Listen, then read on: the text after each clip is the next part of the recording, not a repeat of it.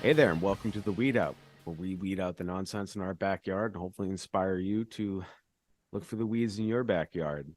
I'm Spencer Fox Peterson here with my partner, Hi, I'm Joanna Maybuti. Hi, everybody. and we're here to talk about abolitionist causes, abolitionist viewpoints and values. And today, unfortunately, we have some less than stellar news.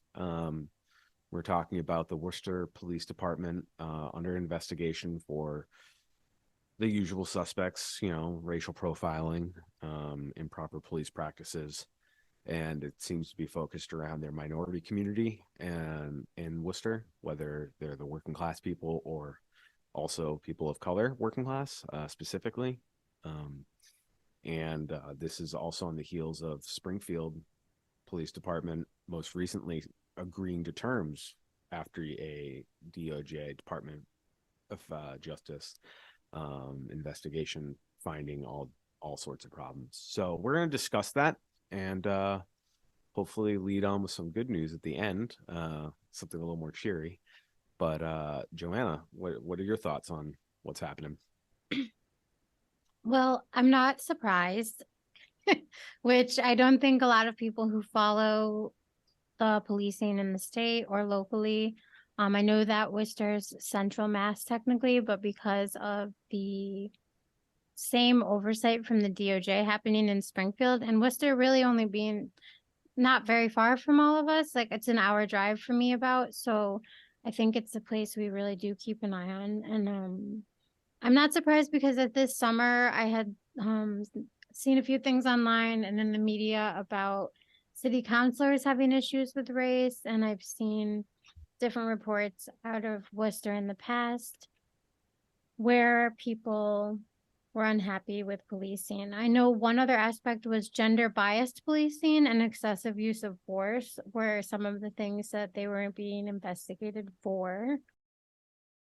And I think this will take some time because the time frame for Springfield's 2018 was when they announced that investigation. And I'll share an article that discusses that timeline too. And for Springfield, it was a little bit different. It was the Narcotics Bureau specifically.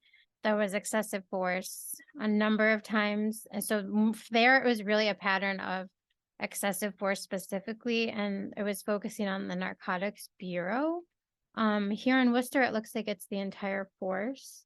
And the Worcester chief, Stephen Sargent, and the mayor have all said that they'll be, working with the DOJ, which I assume they really have no choice. But I think that in a way, like it's hard because it's police policing themselves, and I don't think that works. But I also in some ways I'm thinking this is kind of some good news for the people who are going through potentially negative situations if someone is going to actually conduct a review and make sure that these things go into place. It's just hard to believe that will actually happen.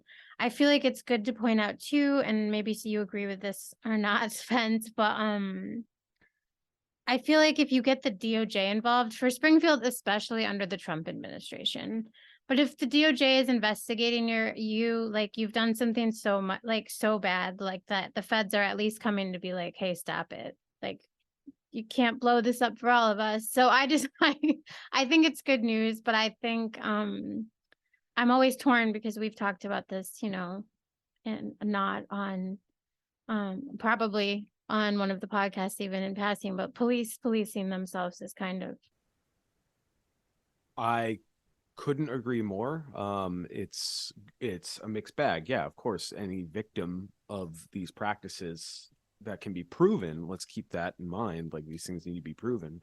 They can get recompense later on. They can get restitution. So, some justice there, I guess, if that's what justice looks like to you.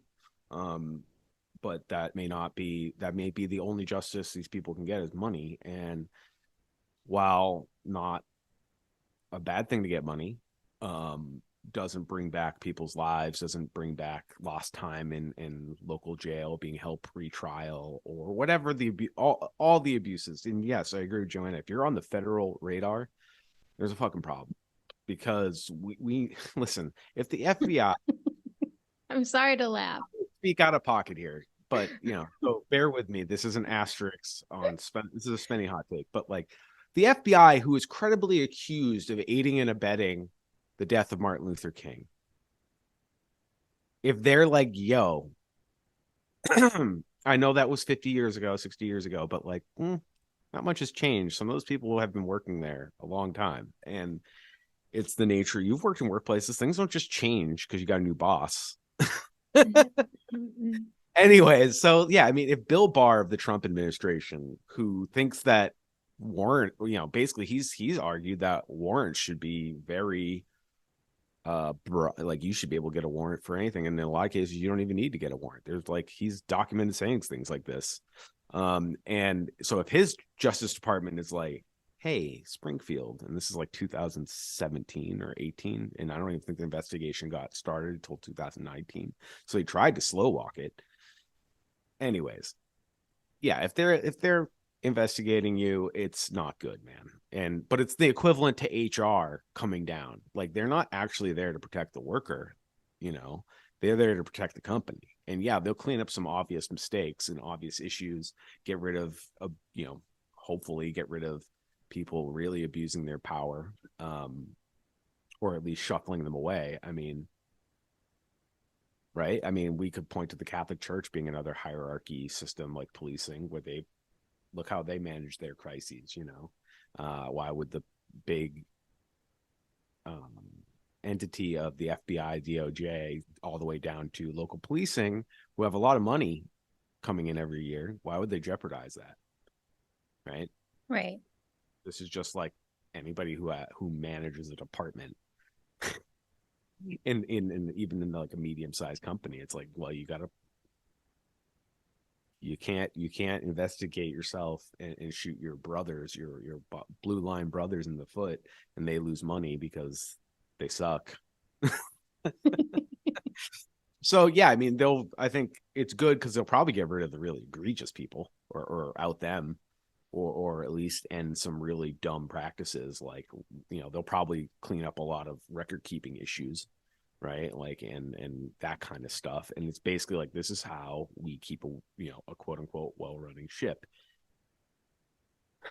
Sounds good in a press release, but we know how documentation and how the system gets used. So it's like, I don't know how you can't really reform it. So let's be grateful there may be some restitution, some closure for victims of this stuff, but it's not going to stop it going forward. So that's kind of where I stand with it. And none of this stuff is shocking. I mean, there is clearly an issue in Worcester, and has been exemplified by counselors. I mean, they're having issues inter office between the people of color and the established white side of town. I don't know what else to call it. I mean, the established money. I mean, it feels like every town in Massachusetts has this kind of dynamic. I don't know. What do you think, Joanna? I think you're completely right. And I actually have a quote from a city councilor, and there are people in the community that are actually happy this is happening, because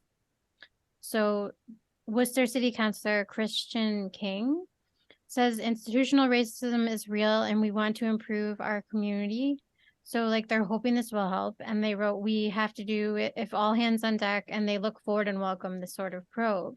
So it's mostly like gathering data that the community already has in place through the police department, and that will be the review. And another person, his name is David Fort, and I'll share the article that I'm looking at these quotes from, but he's a former member of the Worcester Board of Health. So that means he's been in the community for a while. He's worked with city council. He sees what's going on. And he's been a long advocate for a civilian board just to review the conduct at the Worcester Police Department level. And I think that people will probably still will want that, because it's definitely different than what the DOJ is going to do when you have your community members look at everything and decide on a plan together. But I think it's a start, if anything. Okay, so David Fort, this former member from the Worcester Board of Health. He's quoted as saying, especially communities of color, the gay and lesbian community, and the poor community right now don't feel safe, and they do not trust the Worcester Police Department. My question is, what is it there to hide? Is there something going on here? And so that's why the Justice Department has showed up at the door, not even knocking on the door. They're inside the door. So, you know, he's kind of saying like exactly what we're talking about. Like they see a problem at the federal level. So I do hope community members who may want this type of oversight in the future are allowed to form a community review board, because I know a lot of towns here in Western Mass have done that. I do find it helpful. It's a lot of work. And I guess it's not necessarily helpful in always changing what's happening in your town, but it definitely helps you to understand what's going on within the police communities in your neighborhoods and in your town. So I've looked at data in Montague. I've read the commission reports from Amherst and Northampton, towns that actually engage in these. You actually can talk a little bit more when it comes to budget time about what's going on, which is really nice. So it's at least not like, I don't feel like the time is lost, even though you necessarily don't have any outcomes that may change the course of what happens with the police out the gate. I think it's still necessary and informative for community members to get together and do this work. So I do hope, if it's something that's been asked for and advocated for a while, that the fact that the feds have come in will wake up the city councilors to maybe agree that the citizens should be able to develop this type of community advisory board. I think Springfield, I'm pretty positive, and I'll take a look and share what they have, but I do think they have a community advisory committee after, like, which again was probably most likely formed after the DOJ came in. Pretty bad, like almost, you know, It's probably there's probably money going missing, and they know there's like it's probably something with money laundering of some kind. Like I don't want to accuse anybody of a crime, but if I was a betting man, I would bet the feds got alerted because there was. I doubt they were super concerned about individuals being hurt. Like there's right. not to, again, I know I like to go macro then back to small, but like follow me here. There's a reason the UN doesn't inspect our prisons, all right? Because we basically said we're not signing on to anything like that. And if you make us, y'all in for a world of hurt. And there's an actual act of legislation that pretty much says what I just said. Like we can't be inspected for war crimes on our own people. So looking to a higher power, like whether it's the feds, the UN, to come in and fix this, right? This is where I bring it back down micro. It's like we can't rely on them. We have to do it brick by brick. It has to be done. And civilian oversight ain't perfect either. Like we've met civilian oversight people that are bootlickers. Like completely. That's why I'm not saying that that's an end all either. I agree. The more somebody feels in it, specifically an entity, the more they feel like they're being watched, they may get slicker about certain shit, but maybe they'll stop doing the overt stuff. And like we can slow down the bleeding.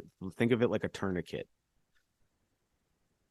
as opposed to, reconstructed surgery.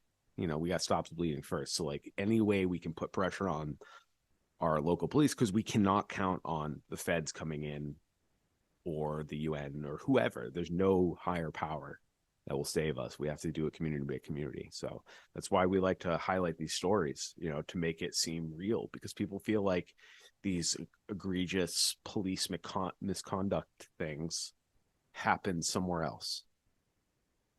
Right, Joanna? I agree. No, and like this exactly, and this is happening in our own towns, and this is happening an hour away from us in Worcester. And I guess a breakdown that I found interesting about Worcester, Spence, was 23% of its population is Latino or Latinx or Hispanic, however that group may identify, and 13% are Black or African Americans. So compared to some towns in Massachusetts, Worcester has a large population of people who are not white. So I think that probably has a lot to do with what's going on as well, because the police tend to harm marginalized minority groups more often. And I didn't actually know that they had that high of population of either group of individual. And it's a chicken or egg argument. Do the police create this? Is it poverty that creates the need for policing? Or, to me, it doesn't really matter where it comes from. It's happening. And I want everybody to remember that. And it's like, it's not how did we get here? It's like, we've always been here. And, you know, don't be shocked when it's happening in your backyard. Like, we hear rumblings. Joanna and I, who are we? We're nobodies, really. And we hear rumblings about shit. Hey. Yeah, I agree we're not, but like there's a reason we don't break the stories because it's not, they're rumblings, right? So, but like because we are attuned to what's going on and we catch gossip here or there, and gossip, take it or leave it. That's why you don't like it's disconcerting how often the narrative is the same, and it's to just different degrees of severity as far as police corruption, power, and that's why it's not about policing. It's about white supremacy. It's about colonizing. It's about imperialism. It's about hierarchy, right? Yeah, totally. So they feel like heady constructs, but there's things we can see right here that are right here in front of us. Springfield, read up on it. There's, just to get an idea of what they were accused of doing. And maybe even give a glance on the solutions to fix that problem, and you'll see that it may not, it's just a different way of dealing with it, but it's not going to solve the inherent problem of policing. It's still to penalize. It's just cheaper and more efficient to go after poor people. It's why the IRS audits heavily the middle class, because they can, and they have a little money to bleed out of them. It's too complicated and too costly and too political to go after a billionaire. I don't know. It's as simple as that. So it's about power. It's about money. And this is the fruits of the labor, to the point where think of it as the FBI coming in and thinking like, you're fucking up the racket, dude. You got to toe the line better. Basically, yeah. So it's a victory in the sense it's like, well, they were so out of pocket that the FBI had to come in. Well, that's the thing. They're doing such a bad job at hiding how bad they are, basically. Investigate them. The DOJ people. The FBI is part of the DOJ, but sorry for conflating two. The DOJ is, is the investigate. Yes, they're the ones investigating. Their civil unit or whatever, civil department. Because there are civil rights issues, yeah, at play here. So like, I'm glad that we have that, and we didn't always have that department. So let's thank people in our past for even getting us something, a semblance of an arm of the government looking out for little people. So when they do, like, let's also just be like, let's remember, like, this is money working for the good in a very limited way. Very limited. I'm not putting, like, I'm the man who says, don't look to people above you, because they don't know what they're doing either. Doesn't mean you can't work with people, but don't look to somebody to come in. There's no God. There's no cavalry coming from, I guess on the fascist side it would be Mordor. From our side it would be Rohan. Hurt alert. Yeah, everybody. Sorry, everybody with the Lord of the Rings. And anybody who's the Lord of the Rings fan would be like, that was a poor analogy. Anyways, so yeah, any more thoughts on what's going to happen, Joanna, before we I guess I think for me, like, not necessarily what will happen, but like I said, the reason I'm not surprised is just we've seen things in the past, and they did do a racial equity audit of the town. The city councilors and some people were they put together a group and looked at overall, like, what's going on for people that work for the city overall. So this is before the DOJ came in, and I'll share a link to an article about it. I think the results came out at a meeting in September of this year. But they basically found that there's a lack of opportunity to advance people of color within the city overall, that there are pay disparities. And that's like within just like, it's a culture of resistance to change that's ingrained in the workforce, basically at like all levels of the city. So the acting mayor at the time when this came out, like, wants things to like move forward and be more equitable, but there obviously are issues because then in the last, I guess, week, as we've seen, the DOJ has kind of taken over as like to audit the police department. And I do agree with you that it's not perfect. Neither are oversight committees, but having anyone who does oversight or compliance who's focusing on ethics and harm is better than nothing, in my opinion, which you basically said. So I agree completely. I don't know what will happen with this other than I hope people in Worcester who are being harmed now, less of that happening. Based on I'm sure that they'll develop like a consent decree like they did with Springfield, that, and then they'll have like I know a legal team kind of oversees how Springfield like makes sure to implement the changes suggested by the DOJ in their department. So I'm sure that something very similar is going to happen in Worcester. I just do hope the change is for the better. I know that it's kind of crazy of me in a way, not crazy, but I don't know what word to say, like not really what an abolitionist works towards. But I mean, I'm not able to completely halt the Worcester Police Department. I just hope that there's some relief for the community and that they're able to hopefully form these committees and oversight boards that they really have been hoping to put their, their own work in for, and usually it's unpaid work. So I would urge their mayor and their city councilors to listen to the community and let them do that. Yeah, and let's also keep our eye on framing, because what can happen as a result of investigations like this? Policy suggestions will come up and it may increase the police state. That's what's happened every time there's been a major issue. Even seemingly logical things like body cameras, right? Giving police more tech, or maybe even leaning towards taking the technology, the decision even out of the individual human's hand and doing more AI policing to quote unquote make it more fair. AI has been proven to be very problematic, and we don't want that in policing at all. Imagine RoboCop, like that's like the Hollywood version of that, but we have robot dogs in Boston, that have shotgun, that have, what was it, LA? I think they have a shotgun on it. It's crazy. It's weird. And this is what these So weird. things can lead to, and that's an extreme like sci-fi thing, but it's like it exists. Like I'm not really making it up. I mean, Boston has multiple of these things called stingrays, which is basically like fake cell towers to track people, so that it sends a ping and it doesn't do anything for your phone other than tell the police everything they need to know about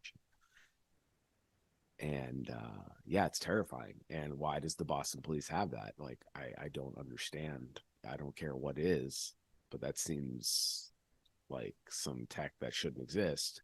And then also just in general, like say body cams and dash cams, the way they train their officers to turn it into their advantage, like how they may talk a certain way with their body turn, or maybe they know how to disable the camera. Maybe there's like a policy like you can disable it here.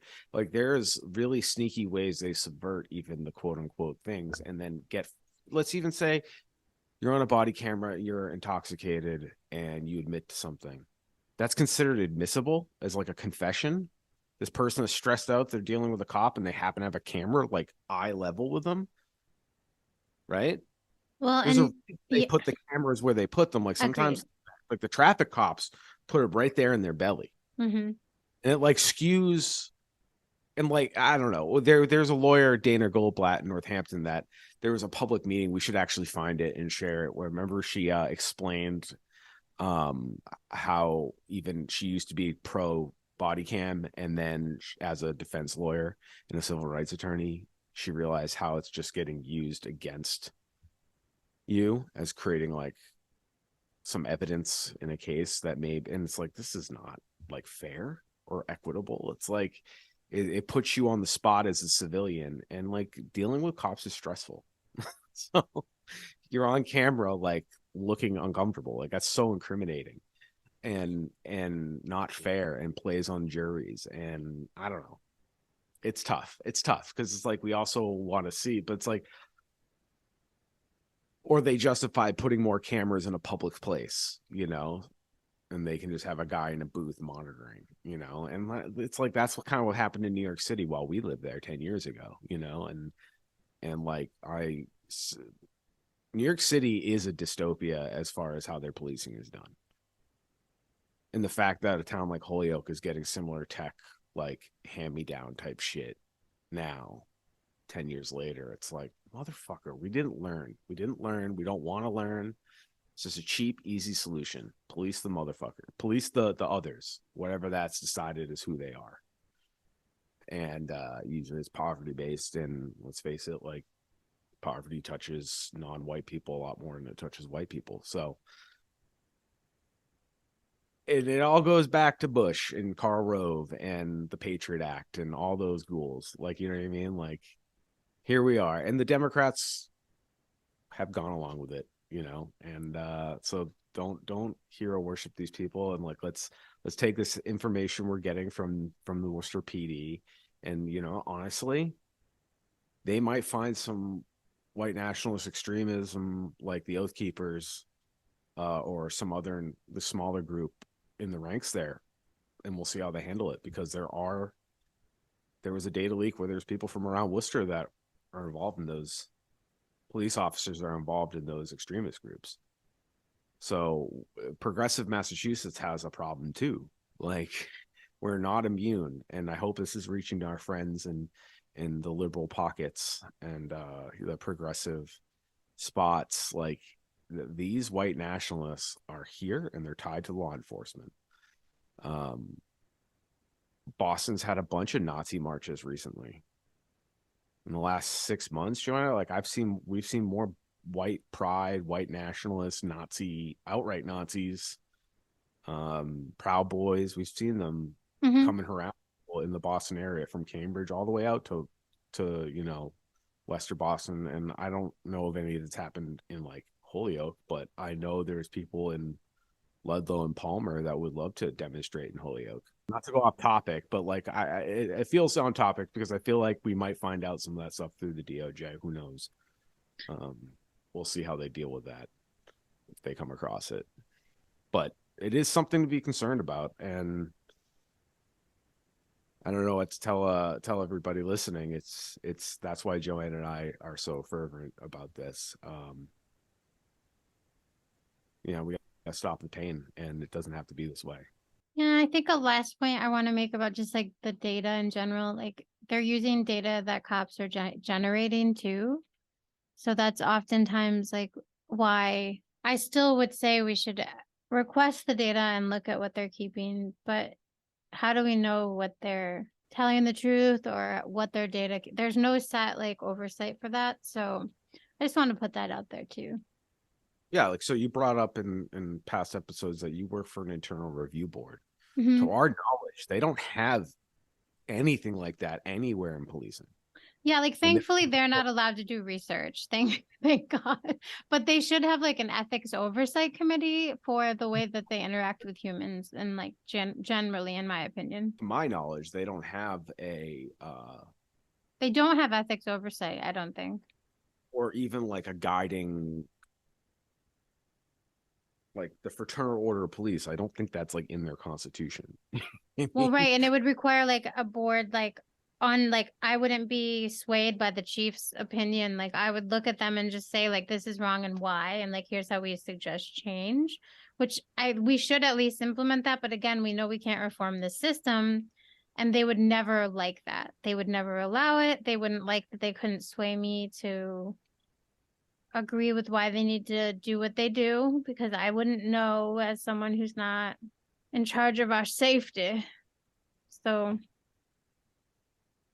I just want everyone to think about what safety means to you and how that's used against us as propaganda too. Sure. And this makes me I have one final personal note. I want to go back to a previous episode where I brought up the concept of human nature. And I wanted to use this as a teaching point where to show you how baked in white supremacy is, even for somebody that's unlearned stuff. Resorting or bringing up argument voices, it's human nature. That is a white supremacy dog whistle. And it's so baked into our conscience because it implies a binary. There's a they and an us. There's human nature. This is the way things are supposed to be done. What else? Like, what else is human nature? Being a married person with 3 kids and having a nuclear family, even though that's only like that concept's only like 100 years old. That's not human nature. Right. So I just wanted to bring it up that, see, I even slip, and I'm trying really hard with speaking into a microphone not to accidentally use dog whistles, but I need to, use as a teaching moment to the people that are listening. Like, so consider the word, like the things we're saying to make our arguments. And what I would say is what I should have said about human nature, when there's a profit motive, when everything is profit driven, it brings out bad in people. But I don't think they're all evil, even the worst people. I see Donald Trump as a bad person, right? Evil, maybe, but like he was a damaged little baby too. So I see his humanity. Do I think he should have to be forced to become somebody that lives on Social Security? Kind of. That's me being petty. That's prison to him.